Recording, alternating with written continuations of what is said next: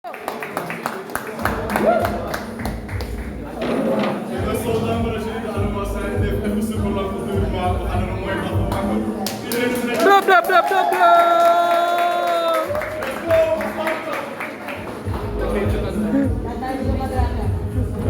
Let's go! So my intent today is basically to let you know what my past has been a little bit, and also to kind of project into the future what I will be building. This is an example of what will come in the future. There's a lot more body panels still coming, but I tried to actually drive it in here, but the building I was building it in doesn't really have like a opening wide enough to kind of get it through. So we didn't have a lot of time to kind of finish up the last components that we needed to actually get it there, but next week will probably be like the same result accomplished. So basically what this is a micro car. It will be able to be driven on the bicycle lanes of Amsterdam and also the rest of the world up to 45 kilometers an hour. And we basically have the intent and the vision to kind of create it in a way where a lot of people, the kids in the neighborhood will basically be able to kind of put it together. We're going to assemble it locally, we're going to build it locally together with the community. And in the next coming weeks, I will also have a video game that will come along with it to also have like a community builder online where you can drag the car around, play with other people, and we'll show some kind of some details about that in the next coming section. Today, I'm very sorry that I was late originally to start, but you know, I wanted to turn it into like a grand event where I was driving the car in here and I was willing to throw everything at it to make that work. But you know, we're gonna get there still. So please stay tuned to veldboomstudios.com and also our Instagram, because there will be just a lot more coming in the next coming weeks with this whole project and everything. So this is just the kickoff of the journey that we're about to get into. So my name is Veldboom. I was born and raised here in the southeast of Amsterdam. I'm gonna be sweating a lot, so please don't mind. I've been basically working on my 3D creations as basically the day I can remember. I was 8 years old in a car accident, and there was also like, he was on his way to church on a Sunday, you know, so it's also like a lot of different kind of thoughts about religion and different things that kind of came into mind when I kind of lost my best friend at that age. So that is kind of the point where I started also with 3D design, because I just needed a way out of my reality in a way. And I was able to just dive into it and escape whatever I was into, because I could now build my own worlds and kind of, you know, assume that was my reality instead of being in the current space that I was in. So to me, it just became very addictive to kind of, and I was just building onto the experiences that I had with them. So my grandfather was actually, he's also like a white man. He was from, he went to Suriname in the 70s, and he met my grandmother, fell in love, took her back home, and that is basically kind of how my mother's part of the side of my mother's side of the family came to the Netherlands. And so my mother is half white, half black, and then me myself, my father is also black. So I've been able to kind of live in multiple worlds, because also on my mother's side there's also people with descent from India, the Hindu community in Suriname. So I've been able to kind of merge a lot of these worlds together into like one creative person in a way.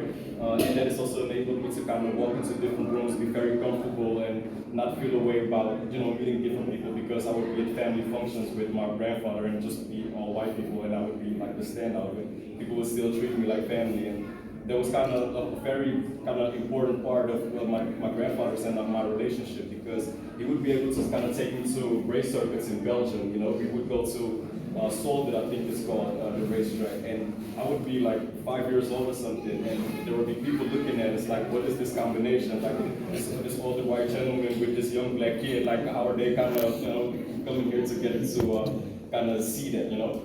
And he didn't care about none of that. So there was, and I didn't realize it at that moment, but later on when I was like 18 years old, I got the opportunity to drive one of his cars for the first time. I was just about to get my driver's license. I didn't have it at that moment, but I was still already kind of driving a little bit.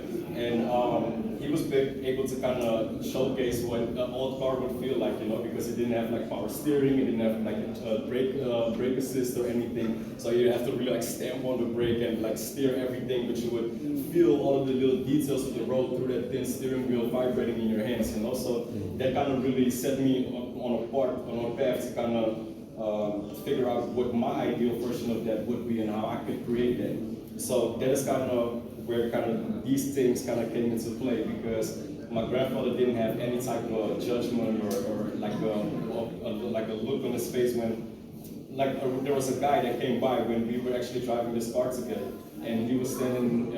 My grandfather was he put the car on the side of the road after he was driving way too fast, as he always did.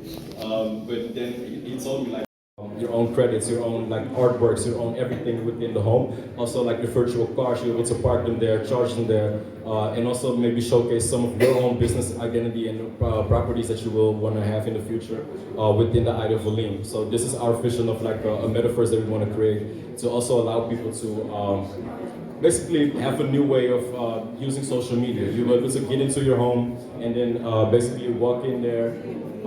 It will be decorated. You'll be able to also buy art pieces from it, and we can then just showcase the different levels of detail that you can have in here. Let's see if also the character is actual type of stuff just in the 3D designing program. But then with gamification, it was kind of possible to then take 17 years of work and then combine it into one island to kind of create my ultimate utopia. So that is what this is. So here you can also see the micro car in its finished state, how it will eventually look. That is the car that is in front of you right now. It's a little bit hard to navigate with one hand, but there you go. So that is also how the door opens. In the future, we will have like a fighter jet style cockpit that will also have the steering wheel lifted so that you can get in and out easier.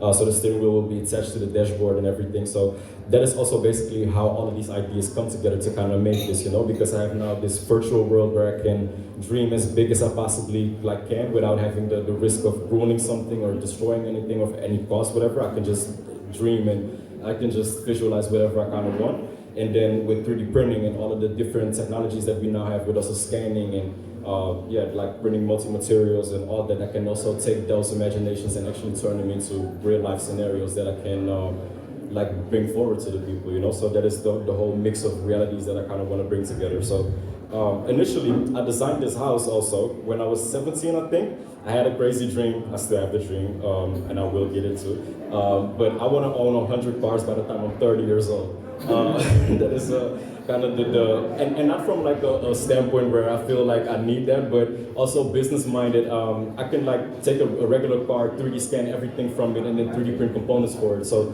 I actually think I will be able to turn a profit on any single car that I own. So that is also the way that I will purchase a car, is only if the other cars kind of made money, you know. So that is kind of the rule that I set for myself as a limitation. But I just made like a 2-story garage on top of the house that I wanted and all that type of stuff and created this whole realm.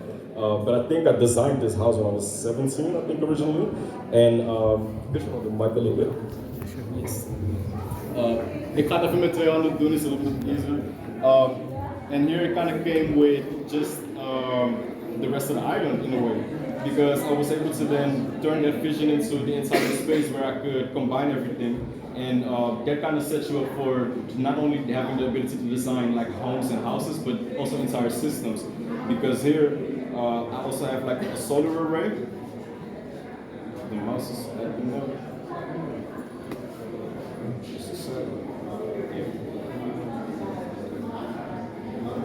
So for instance, one of these future technologies that I'm thinking about is creating actually like a solar panel farm, where we have a lot of mirrors here that are redirecting the light back towards this the sphere that you can see here. And that sphere will then get very hot with all the solar energy that comes to it. It will start to boil the water that is within it from the sea, turn into steam, generate a whole bunch of electricity for the whole island.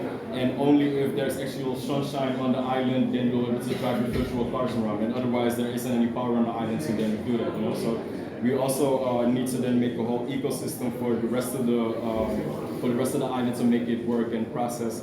And that is also something that we wanted to create for the entire community, is that people also have the ability to then use these metaverses in a way to kind of have a new way of interacting with people online. Can I get the mic again? Yeah, it's a little bit easier to not shout. But basically, these homes are the first ones that we created that are also up for sale. We're building this metaverse right here. It's you know, we're talking about future perspectives in a way, so you know. So here we have basically the ability to then walk around with this character. We can traverse in homes. We can also, we're going to build like way more functionalities to it.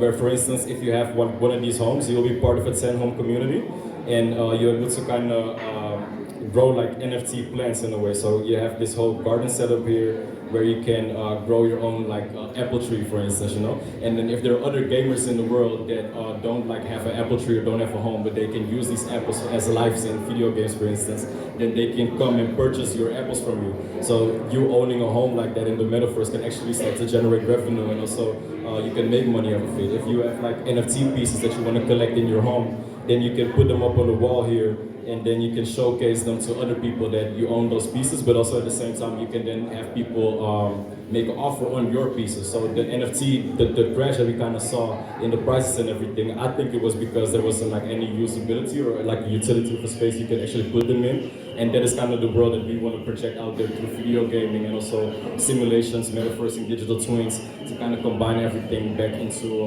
the whole new reality that we face. So this is the Isle of Feline. The other video game that I saw, it was that I showed was called Godspeed, where we were to race around the southeast of Amsterdam, and that is basically not everything yet, but a large majority of the future that we feel like the southeast of Amsterdam deserves, because we also feel like we need to build it with our own community. A lot of people here in the room are from the community, and I just can't wait to kind of see what this turns into once people really start to get a hold of it. So please stay tuned for the next coming weeks as we will release this, and then yeah, hopefully I will see you on the Isle of Feline very soon.